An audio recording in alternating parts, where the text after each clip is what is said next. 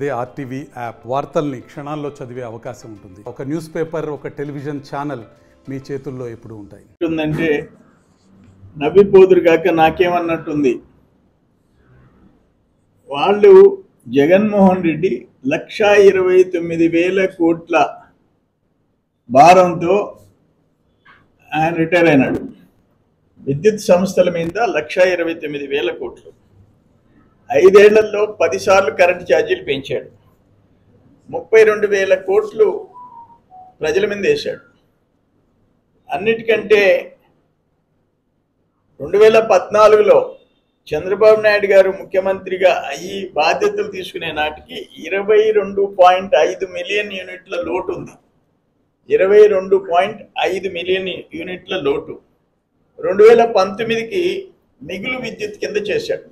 2019కి చంద్రబాబు నాయుడు గారు ముఖ్యమంత్రిగా 5 ఏళ్లలో 22.5 మిలియన్ యూనిట్స్ లోటుని సప్లస్ కింద చేశాడు.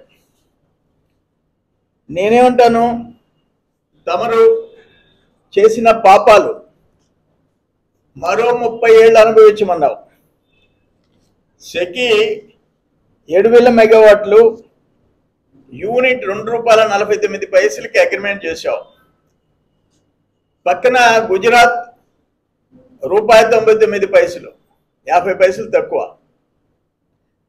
ఎక్స్పర్ట్స్ ఏం చెప్తున్నారు, మరో 10 సంవత్సరాలకి సోలార్ పవర్ యూనిట్ ₹1.25కి వస్తుంది అంటున్నారు. అంటే ఈరోజు ₹2.49 అయితే దాంట్లో సగాటికి వస్తుంది. నువ్వు 30 ఇయర్స్కి అగ్రిమెంట్ చేసావు అంటే అప్పటికి నువ్వు ముత్తాతలు అయిపోతావు. 30 ఏళ్ళకి నువ్వు ముత్తాతలు అయిపోతాడు జగన్మోహన్ రెడ్డి. ప్రజల మీద భారం 1,00,000 కోట్లు, అడిషనల్గా 1,00,000 కోట్లు, సంవత్సరానికి 3,850 కోట్లు. దేనికి 1,750 కోట్లు లంచం తీసుకొని బరి తెగించి ఫెడరల్ బ్యూరో ఆఫ్ ఇన్వెస్టిగేషన్, ఒక అమెరికాలో ఉండే అంతర్జాతీయ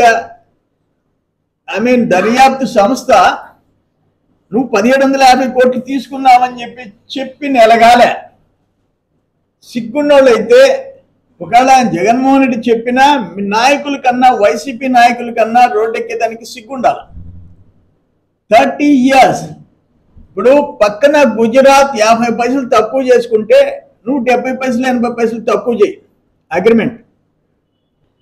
గుజరాత్ ₹1.99 అయితే ₹2.49కి 50 పైసలకి ఎక్స్ట్రా చేసి 30 ఏళ్ళు అగ్రిమెంట్ చేసి క్యాబినెట్ అప్రూవల్ లేకుండా చేసి సిగ్గు శరం లేకుండా ఒక నోటోరియస్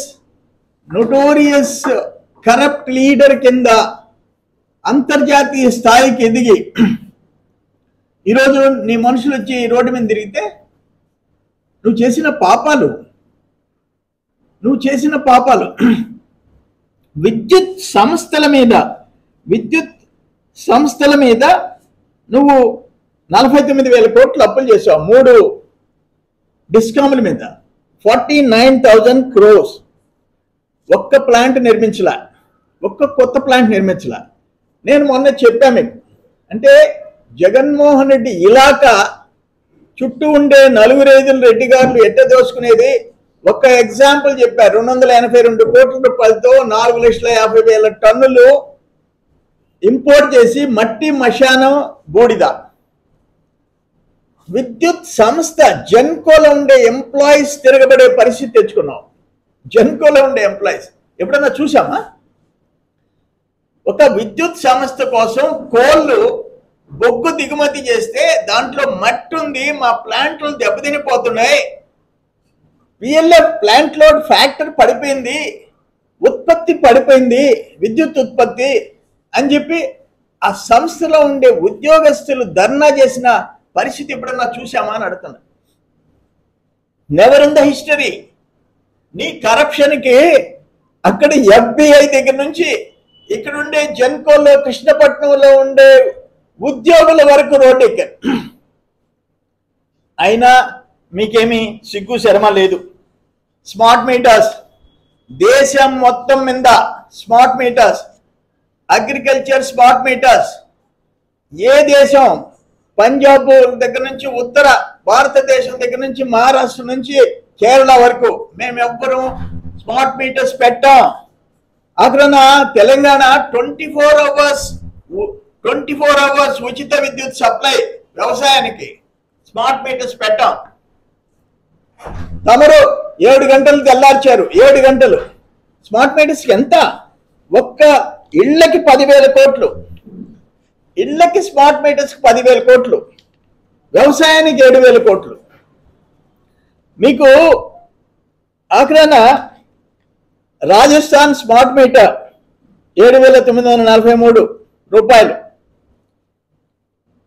చండీగఢ్ స్మార్ట్ మీటర్ 9,710 రూపాయలు, జగనన్న స్మార్ట్ మీటర్ 36,975 రూపాయలు, జగనన్న స్మార్ట్ మీటర్ 36,975 రూపాయలు. సిగ్గుతో తలదించుకోవాలయ్యా. నీ బోటోని ఒక చీఫ్ మినిస్టర్గా ఎన్నుకున్నందుకు ఆంధ్రప్రదేశ్ ప్రజలు జీవితకాలం బాధలు పడాలయ్యా. ఇంత భారీ అవినీతి పరుల్ని ఈ దేశంలో ఎక్కడన్నా చూసామా? ఫస్ట్ టైం ముఖ్యమంత్రి అయిన ఒక యంగ్ మ్యాన్, ఒక మాజీ ముఖ్యమంత్రి కొడుకు ఇంత బరి తెగించి, నీ తండ్రి ఉన్నప్పుడే బరి తెగించావు, ఇంకా నీకు ఛాన్స్ వచ్చింది, కొల్లగొట్టేసేసావు. అన్ని డిపార్ట్మెంట్స్ని, వ్యవస్థల్ని సర్వనాశనం చేశావు. నువ్వు మాట్లాడతావా అని అంటా నేను. మీరా ధర్నా చేసేది అంట. ఇప్పుడు దాన్ని ఎట్లా రివైవ్ చేయాలా? విద్యుత్ రంగాన్ని, ఎనర్జీ డిపార్ట్మెంట్ని ఎట్లా రివైవ్ చేసేసి ట్రాక్లో పెట్టాలని చెప్పి తలలు పట్టుకొని ఉండరు. అక్కడ తలలు పట్టుకున్నారు నువ్వు చేసిన పాపాలకి. అందుకని నీకు ఆ మాట ఎత్తే అర్హత వైసీపీ వాళ్ళకి లేదు. ఒక సంస్కరణలో భాగంగా ఏం చేయాలో, పవర్ జనరేషన్ ఎట్ట పెంచాలో, ఏ విధంగా సంస్కరణలో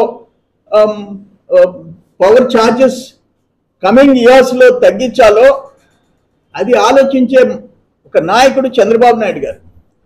ప్రజల మీద భారాన్ని ఎట్ట తగ్గించాలని చెప్పేసి ఆలోచించేవాడు. కానీ నువ్వు చేసిన పాపాలకి ప్రజలు కొంతకాలం తప్పలా. ఇన్ఎవిటబుల్, అన్అవాయిడబుల్ సర్కమ్స్టెన్సెస్ నువ్వు చేసిపోయిన పాపాలు. అందుకని నేను పదే చెప్తుండా, ఈరోజు ఆంధ్ర రాష్ట్రం అప్పుల్లో మునిగిపోయేదానికి 9,75,000 కోట్లు టోటల్ అప్పు. 9,75,000 కోట్లు కార్పొరేషన్స్ ముంచావు. నేను అసెంబ్లీలో చెప్పా, జగనన్న జల్సా పథకాల్లోకి ఎన్ని వేల కోట్లు ఎట్టి ఖర్చు పెట్టావు? ఈ టోకరా పథకాల్లో కార్పొరేషన్లని, వ్యవస్థలను ఎట్ట ముంచేసేసావు? ఎట్ట ప్రజలను ఎత్తిన టోపీలు పెట్టావు? ఇవన్నీ చూసాం. అందుకని ఇంకనైనా సరే ఒక పద్ధతిగా ఉండండి. రోజు మీరేంది ధర్నా చేసేది? రాష్ట్రాన్ని సర్వనాశనం చేసి మీకు ధర్నా చేసే హక్కు మీకు ఎక్కడిది అంట. మీరు చేసిన పాపాలు ప్రజలు అనుభవిస్తున్నారు. ఇప్పుడు ఒక్క ల్యాండ్ స్కామ్స్లో ఎన్ని ఒక రీసర్వే సదస్సు, ఒక రెవెన్యూ సదస్సు, రీసర్వే సదస్సు, రెవెన్యూ సదస్సు అయినా కూడా ఆ భూముల కుంభకోణాలు పరిష్కారం చేసేదానికి రెవెన్యూ డిపార్ట్మెంట్ తలపట్టుకుంటా ఉంది. అది పరిస్థితి. నేనేమంటానంటే, ఇది కూడా చెప్పా, ఆషామాషి కాదు. ఇక్కడ అరవిందో సప్లై చేసిన బొగ్గు కుంభకోణం మీద సిఐడి విచారణ జరిపించాలని చెప్పేసి నేను ప్రభుత్వానికి విజ్ఞప్తి చేస్తున్నా. మొన్న చేసా, ఇప్పుడు చేస్తున్నా. ఎందుకంటే 282 కోట్లు కొనుగోలు డబ్బు కాదు, దానివల్ల ఉత్పత్తి పడిపోయింది ఎంత, ప్లాంట్ లోడ్ ఫ్యాక్టరీ పడిపోయింది ఎంత, జనరేషన్ ఎంత తగ్గిపోయింది, ఎన్ని వందల కోట్లు గవర్నమెంట్కి నష్టం. అల్టిమేట్గా ఆ సమయంలో బయట మార్కెట్లో 10 రూపాయలు 14 రూపాయలు పెట్టి యూనిట్ కొన్నదానికి ఎంత నష్టం, ఆ ప్లాంట్ రిపేర్లకు వచ్చిన దానికి ఎంత అయింది? ఇదంతా కలిస్తే దాదాపు 1000 కోట్లు. ఒక అరవింద విజయసాయిరెడ్డి వియ్యంకుడు కోసం నువ్వు కృష్ణపట్నం జెన్కో ప్రాజెక్ట్ని సర్వనాశనం చేశావు. దాని మీద వాళ్ళు వేల కోట్లలో ఉన్నారు. ముక్కు పిండి వసూలు చేయాలి అరవిందో దగ్గర, ముక్కు పిండి. మీ వల్ల ప్రజలు భారం అనుభవించడం కరెక్ట్ కాదు. మీ దగ్గర నుంచి వసూలు చేయాలి. సిఐడి విచారణ జరిపించాలా, దోషుల్ని శిక్షించాలి. మరిన్ని వీడియోస్ కోసం ఛానల్ ని సబ్స్క్రైబ్ చేయండి. లేటెస్ట్ అప్డేట్స్ కోసం వాట్సాప్ ఛానల్ ని ఫాలో చేయండి. అండ్ లింక్ డిస్క్రిప్షన్ లో ఉంది.